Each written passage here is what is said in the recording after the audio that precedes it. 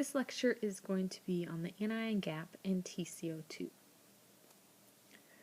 The anion gap and TCO2 assess the metabolic component of acid-base status.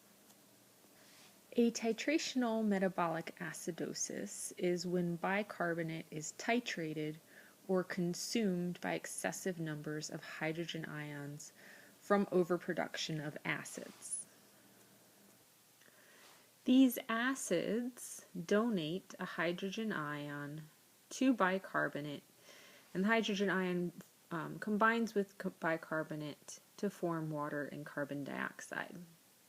As a result, there is an increased concentration of the acid's conjugate base, also known as an anion, and there is a decreased concentration of bicarbonate.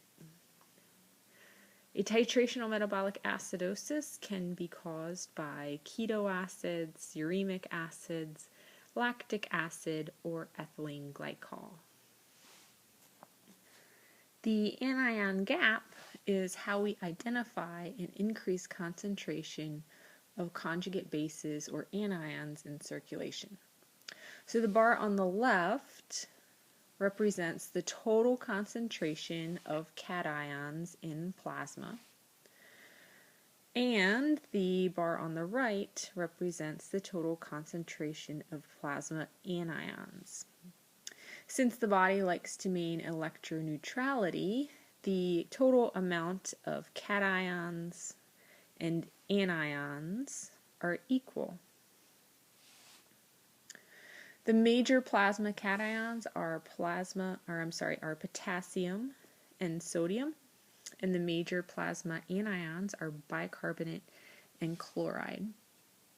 However, there are also anions and cations that are not routinely measured, and they are called unmeasured cations, or UC, and unmeasured anions, or UA. The difference between the sum of potassium and sodium and the sum of bicarbonate and chloride is called the anion gap. And this anion gap is the measurement of the amount of the unmeasured anions. So the amount of albumin, keto anions, lactate, uremic anions, and ethylene glycol metabolites.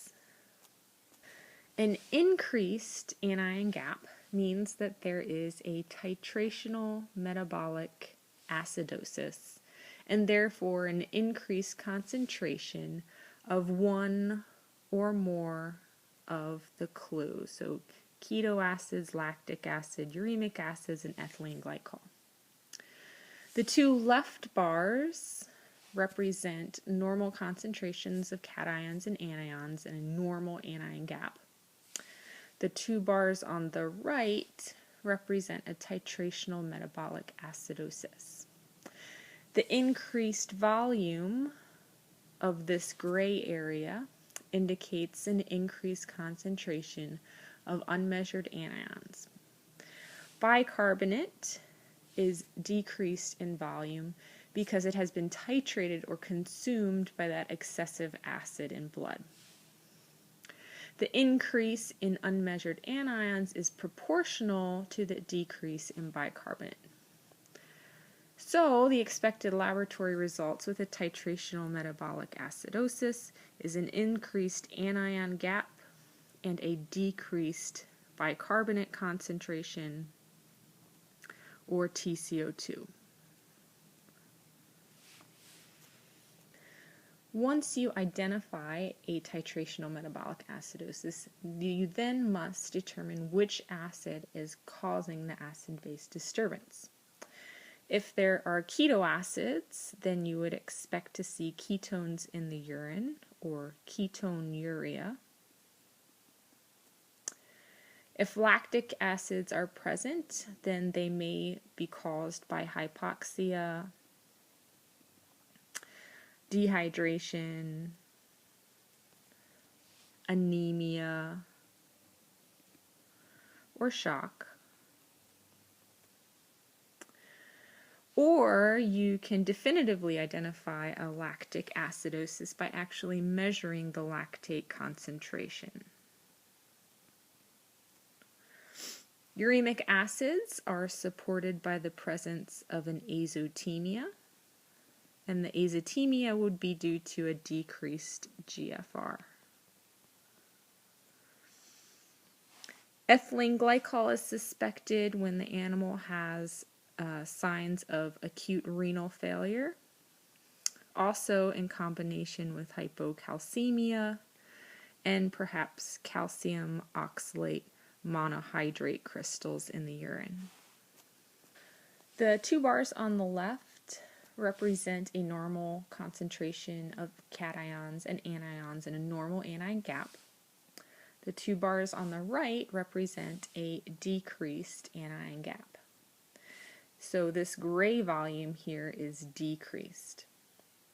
And the bicarbonate is proportionately increased. Since albumin is one of the unmeasured anions, hypoalbuminemia is actually the main cause of a decreased anion gap. Total carbon dioxide, or TCO2, is the total concentration of all forms of CO2 in blood, including bicarbonate and dissolved carbon dioxide. However, 95% of TCO2 is derived from bicarbonate, and only a very small amount is derived from carbon dioxide. So, TCO2 is actually an estimate of bicarbonate and not PCO2. An increased TCO2 indicates a metabolic alkalosis, and a decreased TCO2 indicates a metabolic acidosis. However, there are two different types of metabolic acidosis, and a decreased TCO2 does not distinguish which one it is. A normal TCO2 could mean one of two things. First, it may mean that it's a normal acid-base status, or two, it's a mixed acid-base disturbance.